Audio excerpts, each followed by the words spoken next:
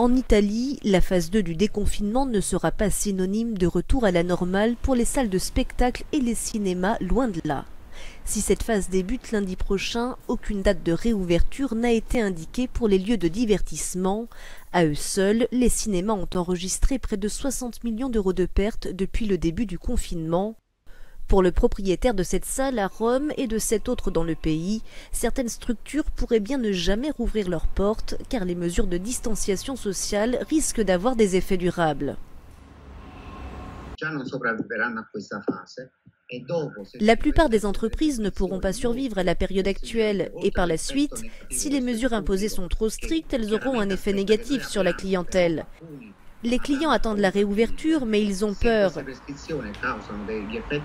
Par ailleurs, la perte économique causée par la baisse des revenus et le poids des charges poussera certains cinémas à rester fermés. L'obligation de s'adapter semble nécessaire, mais ce choix ne reste pas forcément à la portée de tous. Nous sommes à Velletri, à 1 heure de Rome. Le propriétaire de ce cinéma a trouvé une solution pour éviter de rester fermé trop longtemps d'ici la réouverture prévue bien plus tard.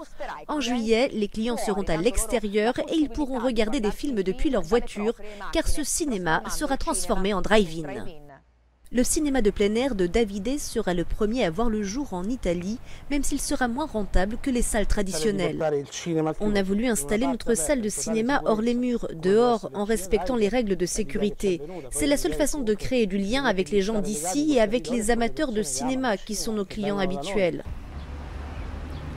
Pour cela, il faut disposer d'une étendue assez vaste comme ce parking, trouvé grâce aux autorités locales, et procéder à quelques aménagements. 200 à 250 voitures peuvent tenir ici. Nous garantirons aussi des distances suffisantes pour permettre aux véhicules de secours de passer.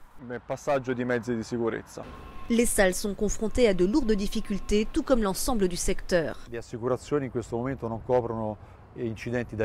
Les assurances ne couvrent pas les incidents liés au Covid-19 sur les plateaux. Sans assurance, les producteurs de films sont légalement responsables de ce qui se passe. La sécurité peut être garantie en effectuant des tests chaque jour pour les acteurs, mais ce sera plus difficile de le faire pour des équipes entières.